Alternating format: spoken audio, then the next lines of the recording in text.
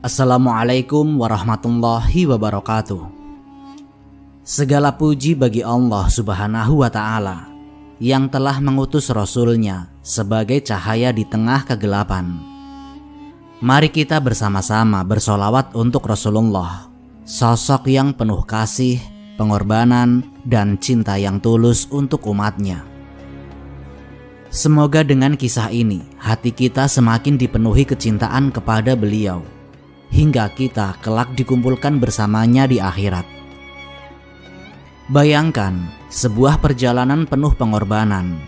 Langkah demi langkah ditempuh bukan untuk dirinya sendiri, melainkan untuk kita, umat yang bahkan belum lahir pada saat itu. Setiap luka yang beliau terima, setiap air mata yang jatuh, semua demi menyampaikan cahaya hidayah agar kita tidak tersesat dalam gelapnya dunia. Namun apakah kita telah benar-benar mengenal dan mencintai beliau sebagaimana beliau mencintai kita? Apakah kita siap mengikuti jejaknya dalam kesabaran, keteguhan, dan kasih sayang? Kisah ini bukan sekedar cerita.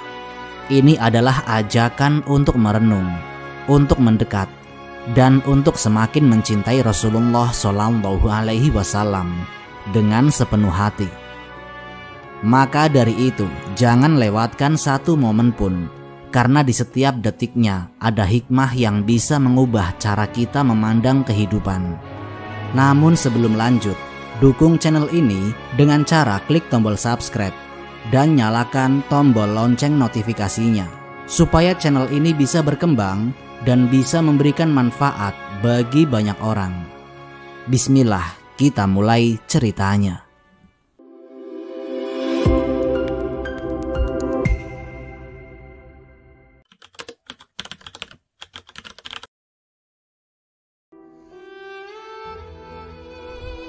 Di Mekah, suasana pagi itu sangat tegang. Para pemuka Quraisy berkumpul dengan wajah yang muram. Kabar bahwa Rasulullah berhasil lolos dari kepungan mereka menyulut kemarahan.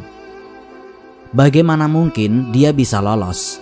Bukankah kita sudah mengepung rumahnya begitu rapat? Bahkan seekor ular pun tidak akan bisa menyelinap keluar, seru salah satu pemimpin mereka dengan nada marah.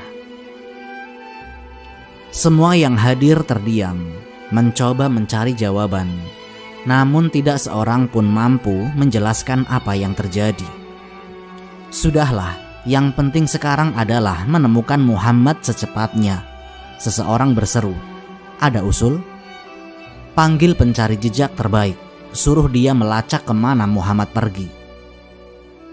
Usul itu pun langsung disetujui.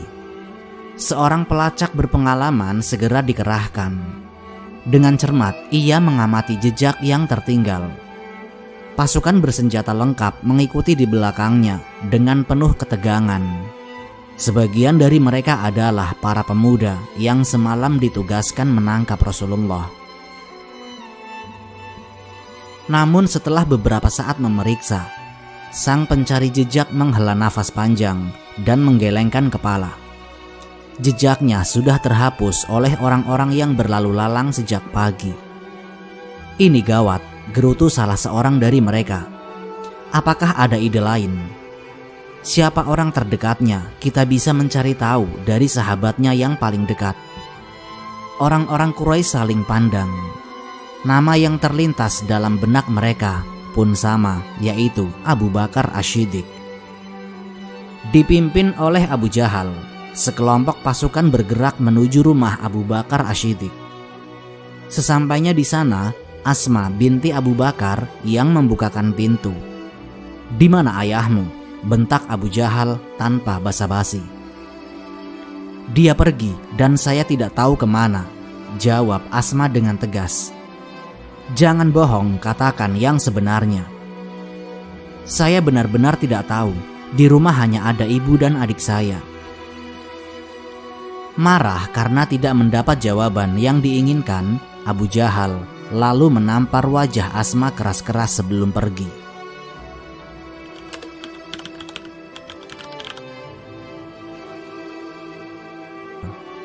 Sementara itu, pasukan pencari terus bergerak menyisir setiap jalan. Mereka menemukan jejak mencurigakan yang mengarah keluar kota. Sebuah kelompok berkuda mengikuti jejak tersebut hingga sampai di kaki Gunung Sur. Namun di sanalah jejak itu terhenti. "Kemana sekarang? Ke kanan atau ke kiri?" tanya sang komandan. "Mungkin ke atas gunung atau ke dalam goa itu," ucap seorang prajurit sambil menunjuk ke arah goa. Pencari jejak mengamati sekelilingnya lalu menggeleng. "Aku tidak bisa memastikan." Saat itu, seorang penggembala kambing melintas. Mereka pun bertanya kepadanya. "Mungkin saja mereka masuk ke dalam goa itu," ujar sang penggembala. "Tapi aku tidak melihat ada orang yang menuju ke sana." Di dalam goa, Abu Bakar Ash-Shiddiq menahan nafas mendengar suara orang-orang Quraisy yang semakin mendekat. Jantungnya berdebar kencang. "Bagaimana kalau mereka masuk? Aku tidak khawatir dengan diriku, tetapi keselamatan Rasulullah yang menjadi pikiranku," gumamnya dalam hati Abu Bakar. Beberapa prajurit naik ke mulut goa, mencoba mengintip ke dalam. Abu Bakar semakin cemas. "Ya Rasulullah, kalau mereka menengok sedikit saja, pasti kita akan terlihat," bisiknya. Namun Rasulullah Shallallahu Alaihi Wasallam tetap tenang dan menjawab, "Jangan khawatir Abu Bakar, Allah bersama kita." Para prajurit Quraisy sempat ragu. Salah satu dari mereka berseru, "Goa ini tertutup oleh sarang laba-laba. Tidak mungkin Muhammad masuk tanpa merusaknya." "Benar," timbal yang lain. "Ada juga 2 ekor merpati hutan yang bersarang di sana. Jika ada orang masuk, pasti sarangnya sudah berantakan." Mendengar itu, sang komandan memalingkan wajahnya ke arah lain, lalu menghela nafas. "Baiklah, kita cari ke tempat lain," perintahnya. Akhirnya, pasukan pun berbalik arah dan menjauh. Di dalam goa, Abu Bakar Ash-Shiddiq menghembuskan nafas lega. Keimanannya kepada Allah Ta'ala semakin kuat. Tidak ada yang bisa melindungi Rasulullah selain Allah. Dan kali ini, perlindungan itu datang dalam bentuk sarang laba-laba, burung merpati, dan bahkan sebatang pohon yang tiba-tiba tumbuh di dekat mulut goa. Allah Subhanahu wa Ta'ala menolong Rasulnya dengan cara yang tidak disangka-sangka.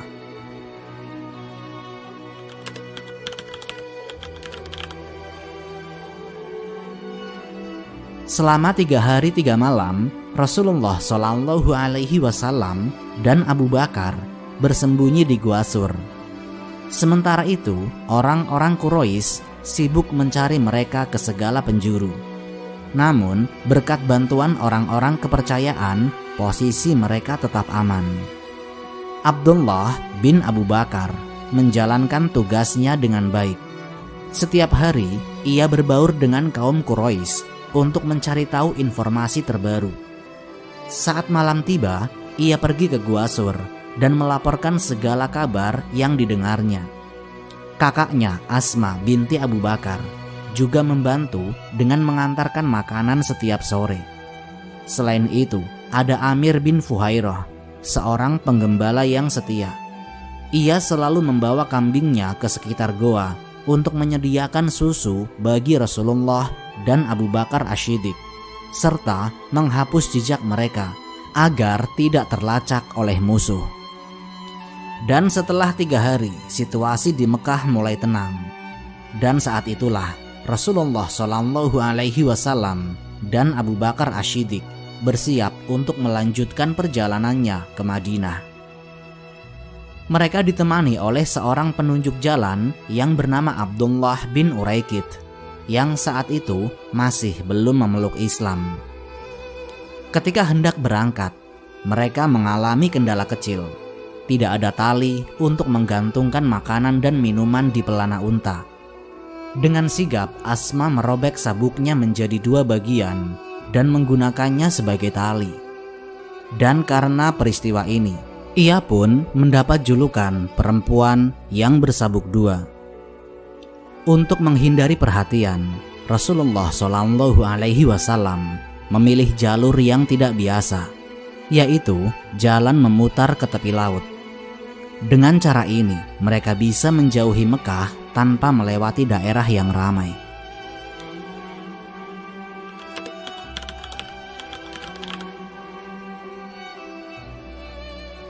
Di Mekah, suasana kembali heboh setelah Quraisy mengumumkan hadiah 100 ekor unta bagi siapapun yang bisa menangkap Rasulullah dan membawanya kembali hidup atau mati. Berita ini menyebar dengan cepat hingga ke pelosok desa. Seorang kepala kabilah yang bernama Suraqah bin Malik pun tertarik untuk mengejar Rasulullah demi mendapatkan hadiah besar itu. Suatu hari, salah satu anggota kabilahnya datang tergesa-gesa. "Tuan, saya melihat beberapa unta melintas di tepi pantai. Mungkin itu Muhammad dan rombongannya." Suraqah bin Malik pura-pura tidak tertarik dan berkata, "Bukan, itu pasti orang lain." Namun, begitu orang itu pergi, Suraqah segera pulang, mengambil senjata, dan menyiapkan kudanya. Dengan penuh semangat, ia memacu kudanya menuju arah yang disebutkan tadi. Dan tidak lama kemudian, Suraqah berhasil menyusul rombongan Rasulullah. Abu Bakar As-Siddiq yang selalu waspada segera menyadari bahaya. "Ya Rasulullah, ada orang mengejar kita bisa tertangkap," kata Abu Bakar dengan cemas. Namun Rasulullah Shallallahu Alaihi Wasallam tetap tenang. Tanpa menoleh, beliau berkata, "Jangan khawatir Abu Bakar, Allah bersama kita." Rasulullah kemudian berdoa, "Ya Allah, lindungilah kami dari dia sesuai kehendak-Mu." Tiba-tiba kuda Suraqah tergelincir dan ia pun jatuh terlempar. Ia terdiam sejenak, merasa ada sesuatu yang tidak beres. Tapi ia tetap keras kepala dan mencoba untuk mengejar lagi. Untuk kedua kalinya kudanya tersandung dan ia kembali jatuh. Ia pun tetap tidak menyerah dan memacu kudanya sekali lagi. Namun kali ini kakinya terperosok ke dalam pasir hingga tidak bisa bergerak. Barulah saat itu Suraqah menyadari bahwa ada kekuatan yang lebih besar dari dirinya. Dengan penuh ketakutan, ia memanggil Rasulullah dan memohon ampun. "Tolong jangan balas perbuatan saya. Berikan saya jaminan bahwa engkau tidak akan menghukum saya saat nanti engkau menang." Rasulullah Shallallahu Alaihi Wasallam lalu tersenyum dan mengabulkan permintaan Suraqah. Mendengar itu, Suraqah merasa lega. "Tahukah engkau bahwa Quraisy menjanjikan hadiah 100 ekor unta bagi siapa saja yang bisa menangkapmu?" kata Suraqah kepada Rasulullah. Rasulullah kembali tersenyum.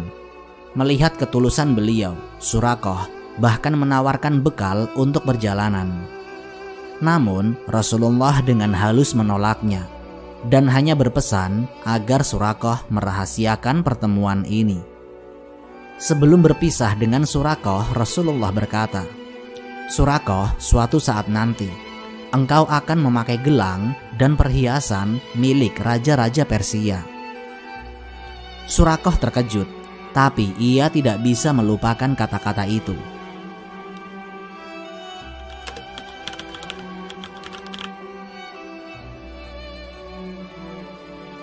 Keajaiban di kemah Ummu Ma'bad. Dalam perjalanan, Rasulullah dan rombongan melewati kemah seorang wanita yang bernama Ummu Ma'bad. Mereka berhenti sejenak untuk membeli makanan dan minuman. Namun Ummu Ma'bad menjelaskan bahwa persediaan mereka telah habis. Melihat keadaan itu, Rasulullah bertanya, "Bagaimana dengan kambing ini? Apakah ia bisa diperah?" Ummu Ma'bad tersenyum kecil dan menjawab, "Kambing ini sangat kurus dan sudah lama tidak menghasilkan susu." "Bolehkah saya mencobanya?" tanya Rasulullah. Ummu Ma'bad langsung mengizinkan. Rasulullah lalu mengusap kambing itu dan mulai memerahnya. Dengan izin Allah, susu pun keluar dengan deras. Rasulullah membagikan susu itu kepada Abu Bakar kepada Abdullah bin Uraikid dan kepada dirinya sendiri. Beliau juga memerah susu untuk Ummu Ma'bad dan 1 gelas lagi untuk suaminya yang belum pulang. Ketika Abu Ma'bad tiba di kemah, ia pun terkejut melihat segelas susu telah disiapkan untuknya. "Dari mana susu ini?" tanyanya heran. "Dari kambing kita," jawab Ummu Ma'bad. Lalu Ummu Ma'bad menceritakan semuanya kepada suaminya tersebut. Mendengar kisah itu, Abu Ma'bad terkesima. Ia merasa ada sesuatu yang istimewa dari orang yang istrinya ceritakan tadi. "Jika suatu hari aku bertemu dengan orang ini, aku ingin menjadi pengikut dan sahabatnya," katanya penuh keyakinan. Dengan begitu, Rasulullah dan rombongannya melanjutkan perjalanan menuju Madinah, membawa harapan baru untuk masa depan Islam.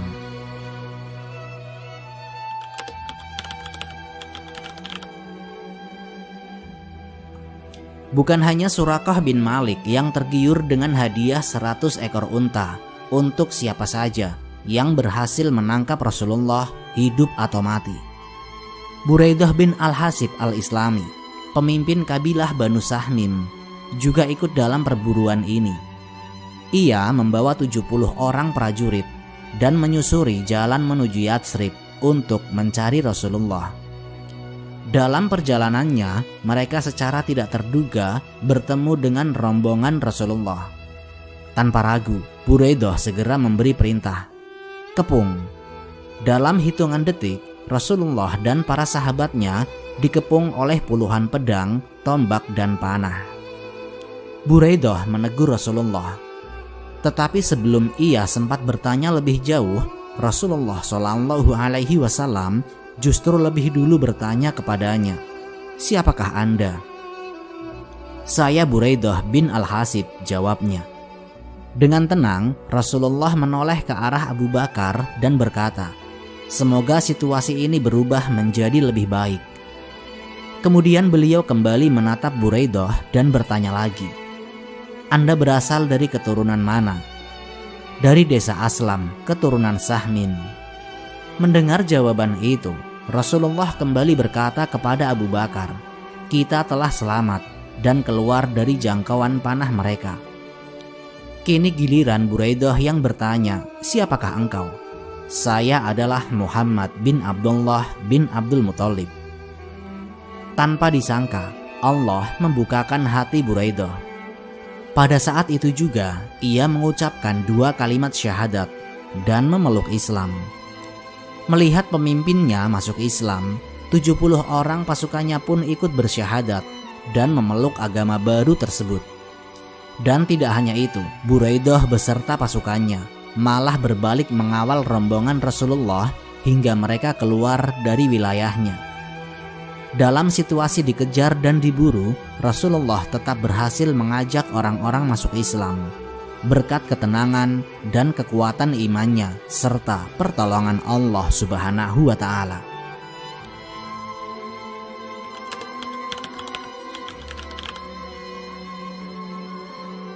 Perkembangan Islam di Yatsrib sangatlah pesat berkat peran besar Mus'ab bin Umair yang telah diutus oleh Rasulullah untuk mengajarkan agama Islam di sana.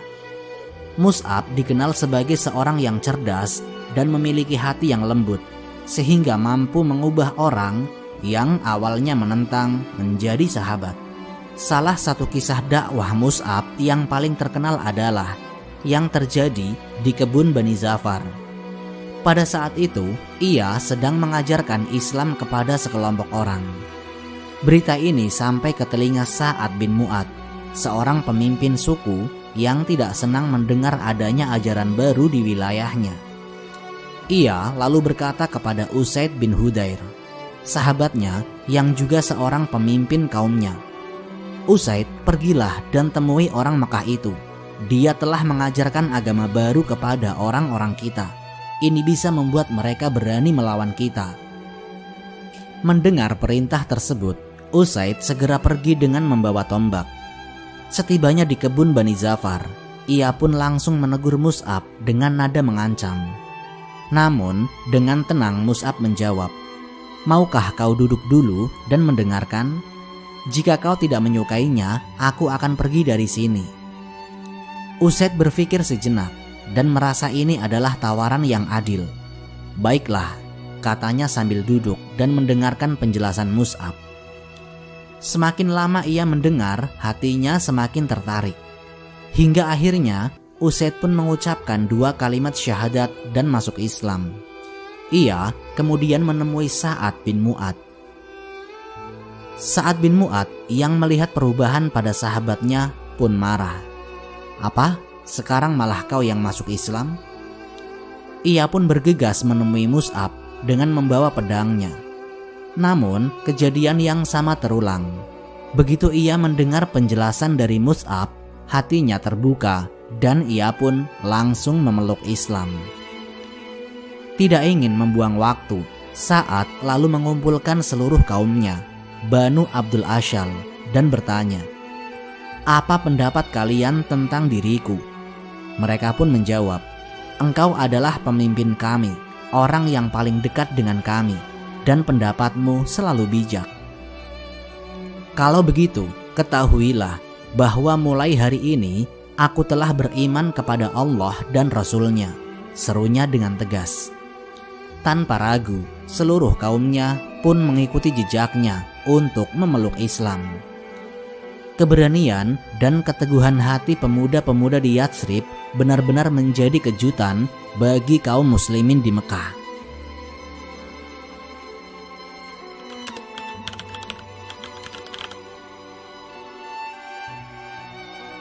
Islam mulai berkembang pesat di Yatsrib, dan para pemuda muslim di sana berani menantang kepercayaan lama. Mereka bahkan mempermainkan berhala-berhala yang masih disembah oleh sebagian masyarakat.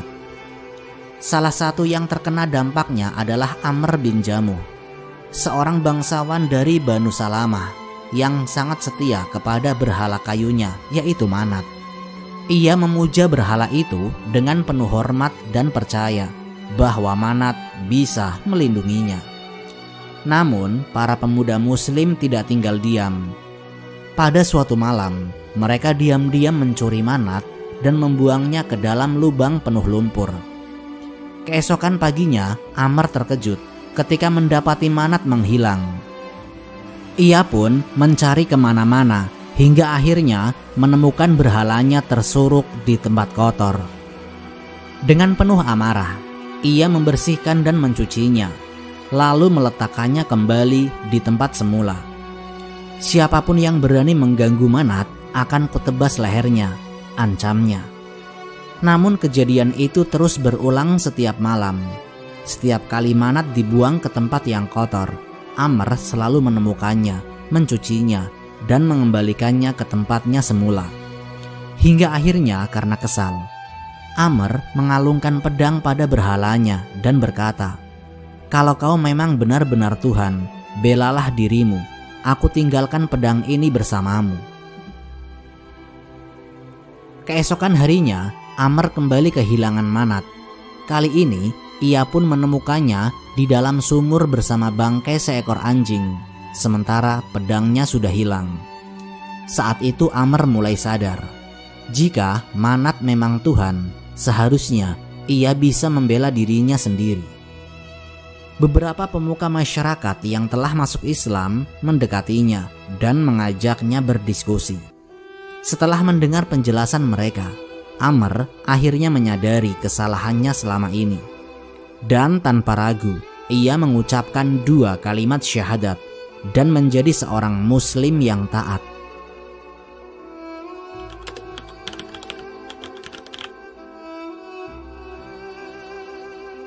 Penduduk muslim di Yatsrib sudah lama mendengar bahwa Rasulullah SAW telah meninggalkan Mekah. Mereka sangat menantikan kedatangannya. Dan setiap pagi mereka berangkat ke Quba, sebuah desa kecil beberapa mil dari Yatsrib, untuk menjemput beliau. Jika hingga siang hari Rasulullah belum tiba, mereka akan berteduh sebentar, lalu kembali ke Yatsrib saat sore menjelang. Hal ini mereka lakukan setiap hari dengan penuh harapan. Sementara itu Rasulullah dan rombongannya masih dalam perjalanan. Hingga suatu hari, saat matahari bersinar terik, beliau akhirnya tiba di Quba. Banyak penduduk desa itu yang sudah memeluk Islam, namun mereka belum mengenal wajah Rasulullah dan Abu Bakar.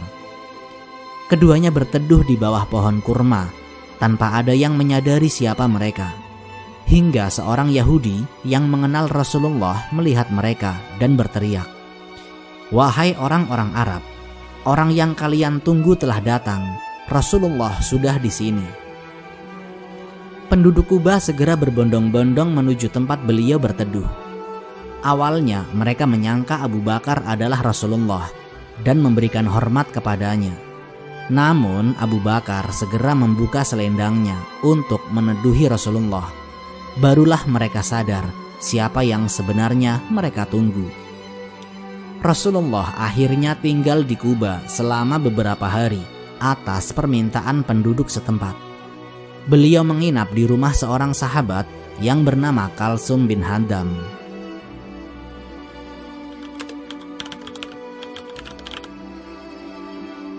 Banyak penduduk muslim di Yatsrib yang belum pernah melihat Rasulullah secara langsung. Mereka sangat merindukan sosok beliau, seorang pemimpin yang sabar, penuh semangat, dan tetap teguh meskipun mengalami banyak cobaan. Mereka ingin bertemu dengan seseorang yang telah rela meninggalkan tanah kelahirannya demi menegakkan agama Allah.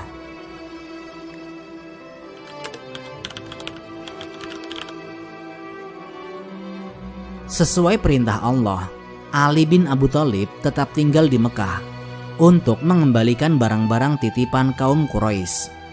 Setelah tugas itu selesai, ia pun memulai perjalanan hijrahnya. Sayyidina Ali tidak sendiri. Ia mengawal keluarga Rasulullah dan keluarga Abu Bakar Asy-Syiddiq, termasuk Fatimah, Ummu Kulsum, Saudah, serta Ummu Aiman dan anaknya Usamah. Selain itu, istri Abu Bakar, Ummu Ruman, dan anak-anaknya, Aisyah, Asma, serta Abdullah, turut serta dalam perjalanan ini. Perjalanan ini sangat berat. Mereka harus menempuh jarak lebih dari 400 km melintasi padang pasir. Sayyidina Ali dan rombongan hanya bisa berjalan di malam hari agar tidak terdeteksi oleh pasukan Quraisy, lalu bersembunyi saat siang. Ketika akhirnya mereka tiba di Quba, Sayyidina Ali dalam keadaan sangat lelah. Kakinya bengkak dan penuh luka akibat perjalanan jauh yang ditempuh dengan berjalan kaki. Melihat kondisi sepupunya seperti itu, Rasulullah merasa iba. Beliau lalu berdoa dan mengusap kaki Sayyidina Ali. Seketika itu, luka-luka itu langsung sembuh, bengkak mengempis, dan rasa sakit itu pun hilang.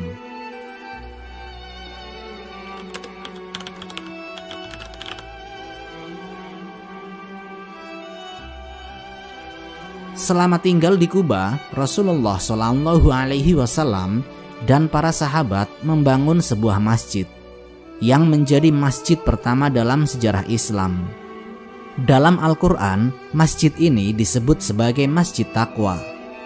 Rasulullah sendiri yang pertama kali meletakkan batu pondasinya, diikuti oleh Abu Bakar Asy-Syiddiq, Umar bin Khattab, Utsman bin Affan, dan Ammar bin Yasir yang mulai membangun temboknya. Kaum Muhajirin dan Ansor pun ikut serta dalam pembangunan ini. Penduduk Quba berharap Rasulullah akan tinggal lebih lama. Tetapi tidak lama kemudian Allah memerintahkan beliau untuk melanjutkan perjalanan ke Yatsrib. Mereka pun datang dan bertanya dengan wajah sedih, "Ya Rasulullah, apakah Tuhan ingin mencari tempat tinggal yang lebih baik dari desa kami?" Dengan lembut Rasulullah menjawab, "Bukan begitu. Allah telah memerintahkan saya untuk berangkat ke Yatsrib. Karena itu, biarkanlah unta ini melanjutkan perjalanannya." Pada hari Jumat, Rasulullah dan rombongan berangkat dari Quba menuju Yatsrib. Ketika waktu sholat Jumat tiba, mereka tengah melewati Wadi Ranuna, dekat perkampungan Bani Amr bin Auf. Di sana Rasulullah berhenti dan mendirikan sholat Jumat bersama para sahabatnya. Inilah sholat Jumat pertama yang dilakukan dalam Islam. Dalam khutbahnya, Rasulullah mengingatkan pentingnya berbuat baik dan bersiap menghadapi hari pembalasan. Beliau mengajak kaum muslimin untuk selalu bersyukur atas nikmat Allah dan menjauhi perbuatan yang dapat membawa mereka ke dalam siksa neraka.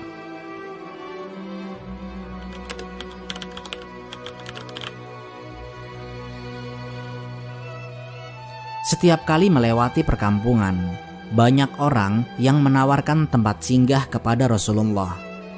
Namun beliau selalu menjawab, biarkan unta ini berjalan, karena ia diperintahkan oleh Allah untuk berhenti di tempat yang telah ditentukannya. Akhirnya mereka tiba di Yatsrib. Kota itu dihiasi dengan berbagai pernak-pernik untuk menyambut kedatangan Rasulullah.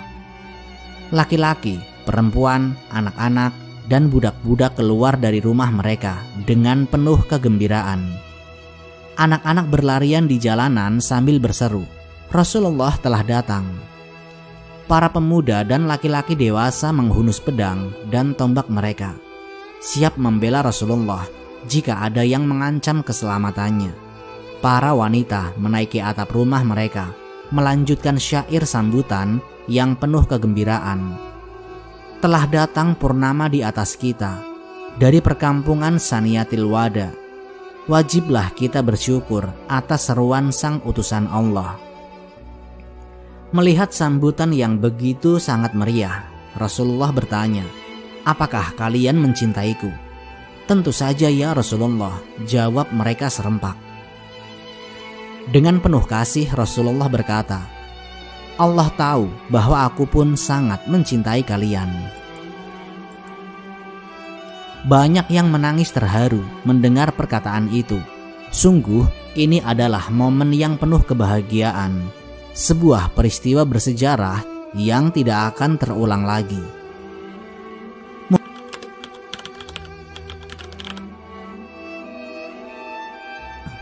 Sebelum Rasulullah SAW tiba di Madinah, beberapa muslim dari Mekah telah lebih dulu berhijrah. Abu Salamah bin Abdul Asad adalah orang pertama yang tiba di Madinah, diikuti oleh Amir bin Rabi'ah bersama istrinya, Laila binti Abi Hamsyah. Laila menjadi wanita muhajirin pertama yang tiba di Madinah. Kedatangan Rasulullah di Yatsrib menandai awal dari perubahan besar dalam sejarah Islam. Yatsrib kemudian dikenal sebagai Madinah, kota tempat Islam berkembang pesat dan menjadi pusat peradaban baru. Di balik langkah-langkah yang telah diambil, ada bayang-bayang takdir yang masih menanti. Setiap jawaban yang ditemukan hanya membuka lebih banyak pertanyaan. Setiap kemenangan yang diraih mungkin hanyalah awal dari ujian yang lebih besar.